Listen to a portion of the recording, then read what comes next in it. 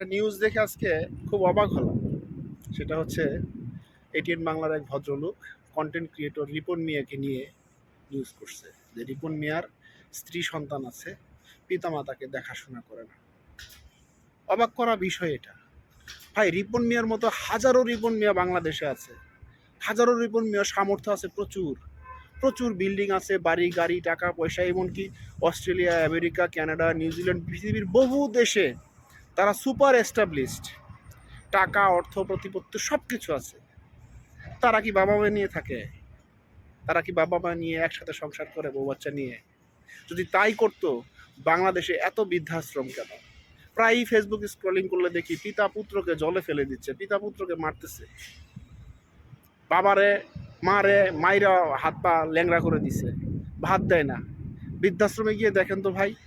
আমি এটিএন বাংলার ওই সাংবাদিক ভাইকে বলতে চাই, আপনি একটু বৃদ্ধাশ্রমে যান তো, দেখেন তো রিপন মিয়ার মতো গরিব পরিবারের কোনো বাবা মা বৃদ্ধাশ্রমে আছে কিনা। শুধু ভিউ কামানোর জন্য সাধারণ মানুষের প্রতি বা নিজেকে টপ অফ দ্য টাউন করার জন্য, মানে অ্যাভারেজ মানুষগুলোকে টার্গেট না করে, মধ্যবিত্ত বা নিম্ন মধ্যবিত্ত মানুষগুলোকে টার্গেট না করে, সমাজে যারা উচ্চবিত্ত আছে, সমাজে যারা প্রতিষ্ঠিত আছে, তাদেরকে নিয়ে কথা বলেন না, তাদেরকে নিয়ে নিউজ করেন না কেন? কেন রিপন মিয়া ভাই? আশা করি আপনি বুঝতে পারছেন। আমি আমার পার্সোনাল অভিমত থেকে ভিডিওটা করেছি। কষ্ট নেওয়ার কিছু নাই, বাস্তবতা তুলে ধরার চেষ্টা করেছি। ভালো থাকবেন সবাই, সত্যের সাথে থাকবেন।